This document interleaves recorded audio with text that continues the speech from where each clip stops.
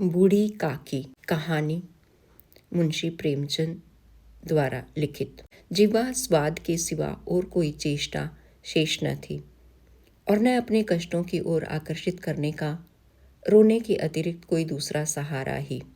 समस्त इंद्रियां, नेत्र, हाथ और पैर जवाब दे चुके थे। पृथ्वी पर पड़ी रहती और घर वाले कोई बात उनकी इच्छा के प्रतिकूल करते, भोजन का समय टल जाता या उसका परिमाण पूर्ण न होता अथवा बाजार से कोई वस्तु आती और न मिलती तो ये रोने लगती थी। उनका रोना सिसकना साधारण रोना न था। वे गला फाड़ फाड़ कर रोती थी। उनके पतिदेव का स्वर्ग सिधारे कालांतर हो चुका था। बड़े बेटे तरुण होकर चल बसे थे। अब एक भतीजे के अलावा और कोई न था। उसी भतीजे के नाम उन्होंने अपनी सारी संपत्ति लिख दी। भतीजे ने सारी संपत्ति लिखाते समय खूब लंबे चौड़े वादे किए, किंतु वे सब वादे केवल कुली डिपो के दलालों के दिखाए हुए सब्ज बाग थे। यद्यपि उस संपत्ति की वार्षिक आय 150-200 रुपये से कम न थी, तथापि बूढ़ी काकी को पेट भर भोजन भी कठिनाई से मिलता था। इसमें उनके भतीजे पंडित बुद्धिराम का अपराध था या उनकी अर्धांगिनी श्रीमती रूपा का, इसका निर्णय करना सहज नहीं। बुद्धिराम स्वभाव के सज्जन थे, किंतु उसी समय तक जबकि उनके कोष पर आंच न आए। रूपा स्वभाव से तीव्र थी पर ईश्वर से डरती थी, अतः बूढ़ी काकी को उसकी तीव्रता उतनी न खलती थी जितनी बुद्धिराम की भलमानसता। बुद्धिराम को कभी कभी अपने अत्याचार का खेद होता था। विचारते कि इस संपत्ति के कारण मैं इस समय भला मानुष बना बैठा हूँ। यदि भौतिक आश्वासन और सुखी सहानुभूति से स्थिति में सुधार हो सकता हो, उन्हें कदाचित कोई आपत्ति न होती, परंतु विशेष व्यय का भय उनकी सुचेष्टा को दबाए रखता था। यहाँ तक कि यदि द्वार पर कोई भला आदमी बैठा होता और बूढ़ी काकी उस समय अपना राग अलापने लगती तो वे आग हो जाते और घर में आकर उन्हें जोर से डांटते। लड़कों को बूढ़ों से स्वाभाविक विद्वेष होता ही है, और फिर जब माता पिता का यह रंग देखते तो वो बूढ़ी काकी को और सताया करते। कोई चुटकी काट कर भागता, कोई इन पर पानी की कुल्ली कर देता। काकी चीख मार कर रोती, परंतु ये बात प्रसिद्ध थी कि वह केवल खाने के लिए रोती हैं, अतः उनके संताप और आर्तनाद पर कोई ध्यान नहीं देता था। हाँ, काकी क्रोध आतुर होकर बच्चों को गालियां देने लगती तो रूपा घटनास्थल पर आ पहुंचती। इस भय से काकी अपने जीवा कृपाण का कदाचित ही प्रयोग किया करती थी। यद्यपि उपद्रव शांति का यह उपाय रोने से कहीं अधिक उपयुक्त था। संपूर्ण परिवार में यदि काकी से किसी को अनुराग था तो वह बुद्धिराम की छोटी लड़की लाडली थी। लाडली अपने दोनों भाइयों के भय से अपने हिस्से की मिठाई चबेना बूढ़ी काकी के पास आकर बैठकर खाती थी। यही उसका रक्षागार था, और यद्यपि काकी की शरण उनकी लोलुपता के कारण बहुत महंगी पड़ती थी, तथापि भाइयों के अन्याय से सुरक्षा कहीं सुलभ थी तो ये बस यही थी। इसी स्वार्थ अनुकूलता ने उन दोनों में सहानुभूति का आरोपण कर दिया था। रात का समय था। बुद्धिराम के द्वार पर शहनाई बज रही थी और गांव के बच्चों का झुंड विस्मयपूर्ण नेत्रों से गाने का रस आस्वादन कर रहा था। चारपाइयों पर मेहमान विश्राम करते हुए नाइयों से मुक्कियां लगवा रहे थे।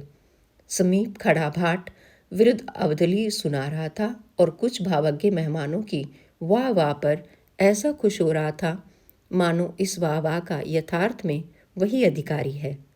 दो एक अंग्रेजी पढ़े हुए नवयुवक इन व्यवहारों से उदासीन थे।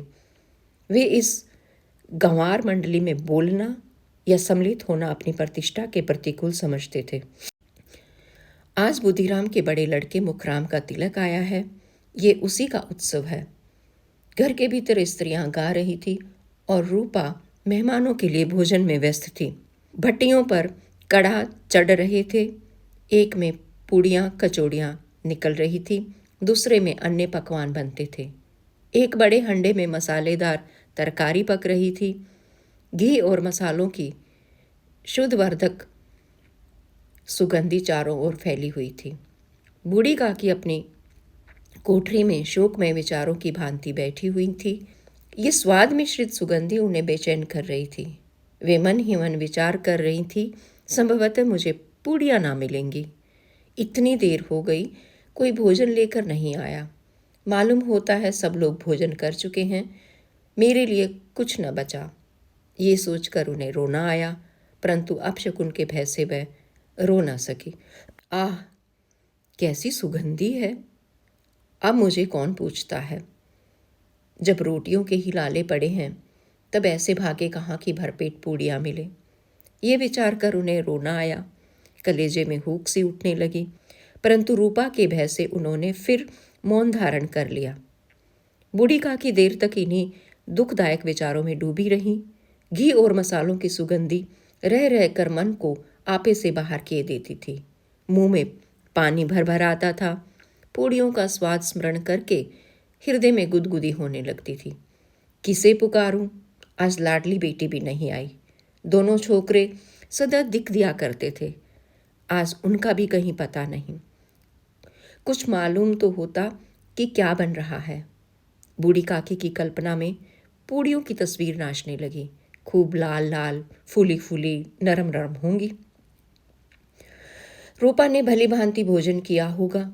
कचौड़ियों में अजवाइन और इलायची की महक आ रही होगी। एक पूड़ी मिलती तो जरा हाथ में लेकर देखती। क्यों न चलकर कढ़ा के सामने ही बैठूं? पूड़ियाँ छन छन कर तैयार होंगी। कढ़ा से गरम गरम निकाल कर थाल में रखी जाती होंगी। फूल हम घर में भी सूंघ सकते हैं, परंतु वाटिका में कुछ और बात होती है। इस प्रकार निर्णय करके बूढ़ी काकी ऊकड़ू बैठकर हाथों के बल सरकती हुई बड़ी कठिनाई से चौखट से उतरी और धीरे धीरे रेंगती हुई कढ़ा के पास जा बैठी। यहाँ आने पर उन्हें उतना ही धैर्य हुआ जितना भूखे कुत्ते को खाने वाले के सम्मुख बैठने से होता है। रूपा उस समय कार्यभार में उद्विग्न हो रही थी। कभी इस कोठे में जाती, कभी उस कोठे में, कभी कढ़ा के पास जाती, कभी भंडारे में जाती। किसी ने बाहर से आकर कहा, महाराज ठंडाई मांग रहे हैं। ठंडाई देने लगी। इतने में फिर किसी ने आकर कहा, भाट आया है, उसे कुछ दे दो। भाट के लिए सीधा निकाल रही थी कि एक तीसरे आदमी ने आकर पूछा, अभी भोजन तैयार होने में कितना विलंब है? जरा ढोल मजीरा उतार दो। बेचारी अकेली स्त्री दौड़ते दौड़ते व्याकुल हो रही थी, झुंझलाती थी, कुढ़ती थी, परंतु क्रोध प्रकट करने का अवसर न पाती थी। भय होता कहीं पड़ोसने ये न कहने लगे कि इतने में उबल पड़ी। प्यास से स्वयं कंठ सूख रहा था, गर्मी के मारे फूंकी जाती थी, परंतु इतना अवकाश न था कि जरा पानी पी ले अथवा पंखा लेकर झले। ये भी खटका था कि जरा आंख हटी और चीज़ों की लूट मची। इस अवस्था में उसने बूढ़ी काकी को कढ़ा के पास बैठी देखा तो जल गई। क्रोध न रुक सका।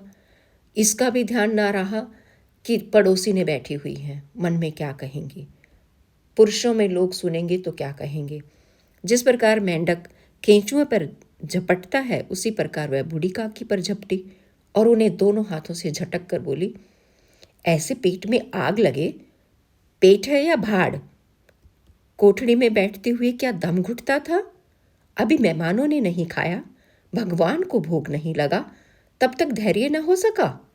आकर छाती पर सवार हो गई। जल जाए ऐसी जीभ, दिन भर खाती न होती तो जाने किसकी हांडी में मुंह डालती। गांव देखेगा तो कहेगा कि बुढ़िया भरपेट खाने को नहीं पाती, तभी तो इस तरह मुंह बाए रह फिरती है। डायन न मरे न माचा छोड़े, नाम बेचने पर लगी है, नाक कटवा कर दम लेगी। इतनी ठूसती है, न जाने कहाँ भस्म हो जाता है। भला चाहती हो तो जाकर कोठरी में बैठो, जब घर में लोग खाने लगेंगे तब तुम्हें भी मिलेगा। तुम कोई देवी नहीं हो, चाहे किसी के मुंह में पानी ना जाए, परंतु तुम्हारी पूजा पहले ही हो जाए। बूढ़ी काकी ने सिर उठाया, न रोई न बोली, चुपचाप रेंगती हुई अपनी कोठरी में चली गई। आवाज़ ऐसी कठोर थी कि हृदय और मस्तिष्क की संपूर्ण शक्तियाँ, संपूर्ण विचार और संपूर्ण भार उसी ओर आकर्षित हो गए थे। नदी में जब कगार का कोई वृहद खंड कट कर गिरता है तो आसपास का जल समूह चारों ओर से उसी स्थान को पूरा करने के लिए दौड़ता है। भोजन तैयार हो गया है, आंगन में पत्तलें पड़ गई हैं, मेहमान खाने लगे। स्त्रियों ने जेवनार गीत गाना आरंभ कर दिया। मेहमानों के नाई और सेवकगण भी उसी मंडली के साथ, किंतु कुछ हटकर भोजन करने बैठे थे। परंतु सभ्यता अनुसार जब तक सब के सब खा ना चुके कोई उठ नहीं सकता था। दो एक मेहमान जो कुछ पढ़े लिखे थे, सेवकों के दीर्घ आहार पर झुंझला रहे थे। वे इस बंधन को व्यर्थ और बेकार की बातें समझते थे। बूढ़ी काकी अपनी कोठरी में जाकर पश्चाताप कर रही थी कि मैं कहाँ से कहाँ आ गई। उन्हें रूपा पर क्रोध नहीं था, अपनी जल्दबाजी पर दुख था। सच ही तो है, जब तक मेहमान लोग भोजन न कर चुकेंगे घर वाले कैसे खाएंगे। मुझसे इतनी देर भी ना रहा गया, सबके सामने पानी उतर गया। अब जब तक कोई बुलाने नहीं आएगा न जाऊंगी। मन ही मन इस प्रकार का विचार कर वह बुलाने की प्रतीक्षा करने लगी। परंतु घी की रुचिकर सुवास भरी धैर्य परीक्षक प्रतीत हो रही थी। उन्हें एक पल एक एक युग के समान मालूम होता था। अब पत्तल बिछ गई होंगी, अब मेहमान आ गए होंगे, लोग हाथ पैर धो रहे हैं, नाई पानी दे रहा है, मालूम होता है लोग खाने बैठ गए।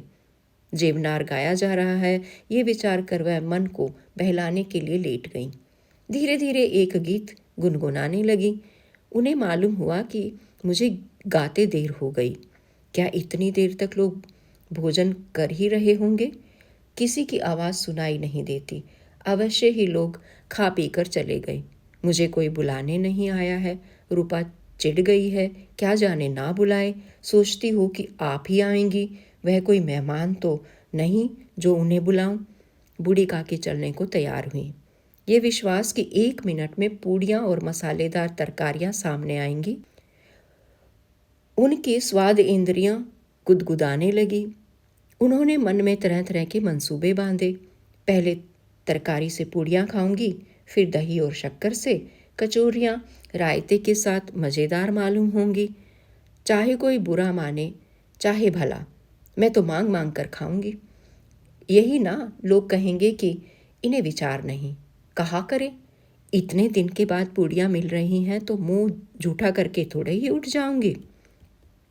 वह उखड़ू बैठकर सरकते हुए आंगन में आई।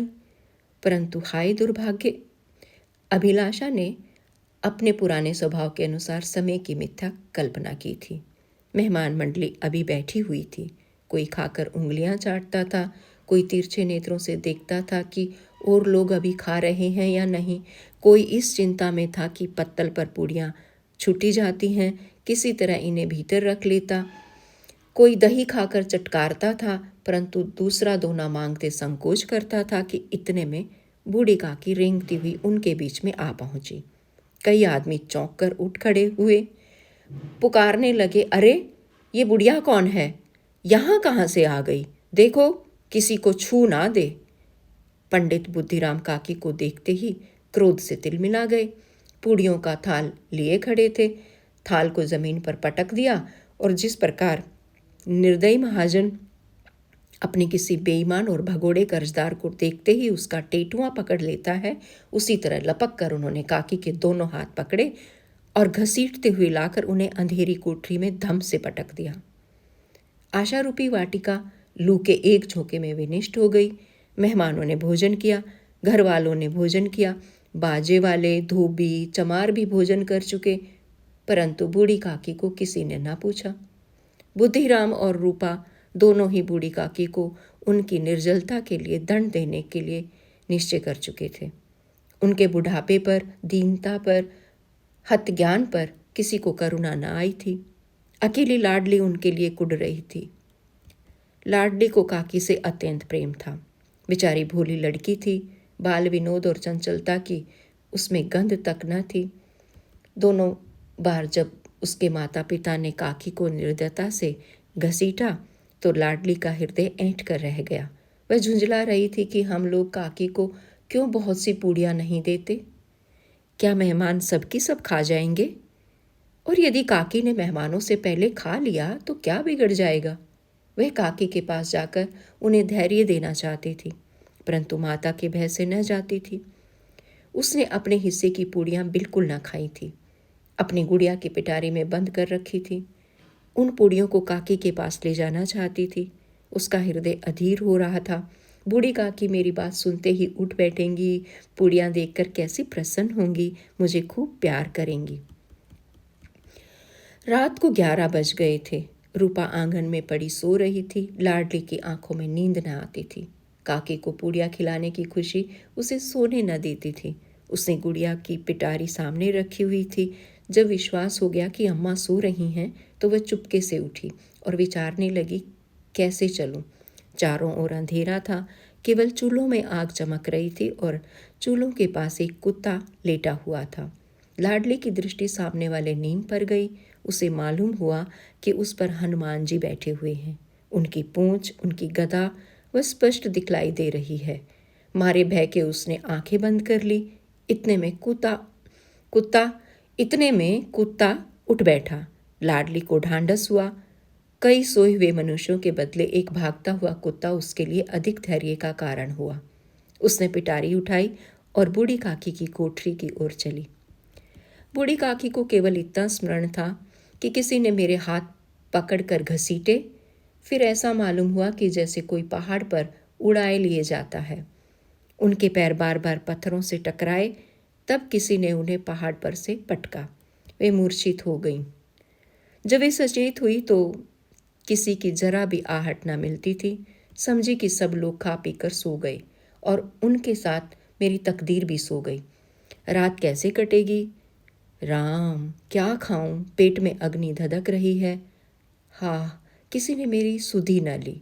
क्या मेरा पेट काटने से धन जुड़ जाएगा? इन लोगों को इतनी भी दया नहीं आती कि न जाने बुढ़िया कब मर जाए, उसका जी क्यों दुखावे। मैं पेट की रोटियां ही खाती हूँ कि और कुछ। इस पर यह हाल। मैं अंधी अपाहिज ठहरी, न कुछ सुनूं न बूझूं।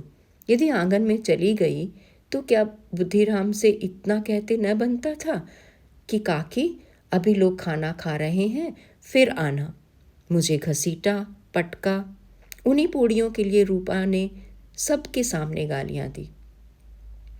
उन्हीं पूड़ियों के लिए इतनी दुर्गति करने पर भी उनका पत्थर का कलेजा ना पसीजा। सबको खिलाया, मेरी बात तक न पूछी। जब तभी न दी तब अब क्या देंगे? यह विचार कर काकी निराशमय संतोष के साथ लेट गई। गलानी से गला भर भर जाता था, परंतु मेहमानों के भय से रोती न थी। सहसा कानों में आवाज आई, काकी उठो, मैं पूड़ियाँ लाई हूँ। काकी ने लाडली की बोली पहचानी, चटपट उठ बैठी। दोनों हाथों से लाडली को टटोला और उसे गोद में बिठा लिया। लाडली ने पूड़ियाँ निकाल कर दी। काकी ने पूछा, क्या तुम्हारी अम्मा ने दी हैं? लाडली ने कहा, नहीं, यह मेरे हिस्से की हैं। काकी पूड़ियों पर टूट पड़ी। 5 मिनट में पिटारी खाली हो गई। लाडली ने पूछा, काकी, पेट भर गया? जैसे थोड़ी सी वर्षा ठंडक के स्थान पर और भी गर्मी पैदा कर देती है, उस भांति इन थोड़ी पूड़ियों ने काकी की क्षुधा और इच्छा को और उत्तेजित कर दिया था। बोली, नहीं बेटी, जाकर अम्मा से और मांग लाओ। लाडली ने कहा, अम्मा सोती हैं, जगाऊंगी तो मारेंगी। काकी ने पिटारी को फिर टटोला। उसमें कुछ खुरचन गिरी थी। बार बार होंठ चाटती थी, चटकारे भरती थी। हृदय महसूस रहा था कि और पूड़ियाँ कैसे पाऊं। संतोष सेतु जब टूट जाता है तब इच्छा का बहाव अपरिमित हो जाता है। मतवालों को मद का स्मरण करना उन्हें मदान्ध बनाता है। काकी का अधीर मन इच्छाओं के प्रबल प्रवाह में बह गया। उचित और अनुचित का विचार जाता रहा। वे कुछ देर तक उस इच्छा को रोकती रहीं। सहसा लाडली से बोली, मेरा हाथ पकड़कर वहाँ ले चलो जहाँ मेहमानों ने बैठकर भोजन किया है। लाडली उनका अभिप्राय समझ न सके। उसने काकी का हाथ पकड़ा और ले जाकर झूठे पतलों के पास बिठा दिया। दीन, शुदा आतुर, हत ज्ञान बुढ़िया पत्तलों से पूड़ियों के टुकड़े चुन चुन कर भक्षण करने लगी। ओह, दही कितना स्वादिष्ट था, कचौड़ियाँ कितनी सलोनी, खस्ता कितने सुकोमल। काकी बुद्धिहीन होते हुए भी इतना जानती थी कि मैं वह काम कर रही हूँ जो मुझे कदापि न करना चाहिए। मैं दूसरों की झूठी पत्तल चाट रही हूँ जब संपूर्ण इच्छाएं एक ही केंद्र पर आड़ लगती हैं। बूढ़ी काकी में ये केंद्र उनकी स्वाद इंद्रियां थी। ठीक उसी समय रूपा की आंख खुली। उसे मालूम हुआ कि लाडली मेरे पास नहीं है। वह चौंकी, चारपाई के इधर उधर ताकने लगी कि कहीं नीचे तो नहीं गिर पड़ी। उसे वहां ना पाकर वह उठी तो देखती है लाडली झूठे पत्तलों के पास चुपचाप खड़ी है और बूढ़ी काकी पत्तलों पर से पूड़ियों के टुकड़े उठा उठा कर खा रही है। रूपा का हृदय सन्न हो गया। किसी गाय की गर्दन पर छुरी चलते देखकर जो अवस्था उसकी होती वही उस समय हुई। एक ब्राह्मणी दूसरों की झूठी पत्तल टटोले, इससे अधिक शोकमय दृश्य असंभव था। पूड़ियों के कुछ ग्रासों के लिए उसकी चचेरी सास ऐसा निष्कृष्ट कर्म कर रही हैं। पूड़ियों के कुछ ग्रासों के लिए उसकी चचेरी सास ऐसा निष्कृष्ट कर्म कर रही हैं। यह वह दृश्य था जिसे देखकर देखने वालों के हृदय कांप उठते। पूड़ियों के कुछ ग्रासों के लिए उसकी चचेरी सास ऐसा निष्कृष्ट कर्म कर रही हैं। यह वह दृश्य था जिसे देखकर देखने वालों के हृदय कांप उठते हैं। ऐसा प्रतीत होता मानो जमीन रुक गई, आसमान चक्कर खा रहा है, संसार पर कोई आपत्ति आने वाली है। रूपा को क्रोध न आया। शोक के स्मुख क्रोध कहाँ, करुणा और भय से उसकी आंखें भर आई। इस अधर्म का भागी कौन है? उसने सच्चे हृदय से गगन मंडल की ओर हाथ उठाकर कहा, परमात्मा मेरे बच्चों पर दया करो। इस अधर्म का दंड मुझे मत दो, नहीं तो मेरा सत्यानाश हो जाएगा। रूपा को अपनी स्वार्थपरता और अन्याय इस प्रकार प्रत्यक्ष रूप में कभी न दिख पड़े थे। वह सोचने लगी, हाय कितनी निर्दयी हूँ। जिसकी संपत्ति से मुझे 200 रुपये आय हो रही है उसकी यह दुर्गति, और मेरे कारण। हे दयामय भगवान, मुझसे बड़ी भारी चूक हुई है, मुझे क्षमा करो। आज मेरे बेटे का तिलक था, सैकड़ों मनुष्य ने भोजन पाया, मैं उनके इशारों की दासी बनी रही, अपने नाम के लिए सैकड़ों रुपए व्यय कर दिए, परंतु जिसकी बदौलत हजारों रुपए खाए उसे इस उत्सव में भी भरपेट भोजन न दे सकी। केवल इसी कारण तो वह वृद्धा असहाय है। रूपा ने दिया जलाया, अपने भंडारे का द्वार खोला और एक थाली में संपूर्ण सामग्रियां सजाकर बूढ़ी काकी की ओर चली। आधी रात जा चुकी थी, आकाश पर तारों के थाल सजे हुए थे और उन पर बैठे हुए देवगण स्वर्गीय पदार्थ सजा रहे थे, परंतु उसमें किसी को वह परमानंद प्राप्त न हो सकता था जो बूढ़ी काकी को अपने स्मुख थाल देखकर प्राप्त हुआ। रूपा ने कंठ रुद्ध स्वर में कहा, काकी उठो, भोजन कर लो, मुझसे आज बड़ी भूल हुई, उसका बुरा न मानना। परमात्मा से प्रार्थना कर दो कि वह मेरा अपराध क्षमा कर दें। भोले भोले बच्चों की भांति जो मिठाइयाँ पाकर मार और तिरस्कार सब भूल जाता है, बूढ़ी काकी वैसे ही सब भुलाकर बैठी हुई खाना खा रही थी। उनके एक एक रोए से सच्ची सद इच्छाएं निकल रही थी और रूपा बैठी स्वर्गीय दृश्य का आनंद लेने में निमग्न थी।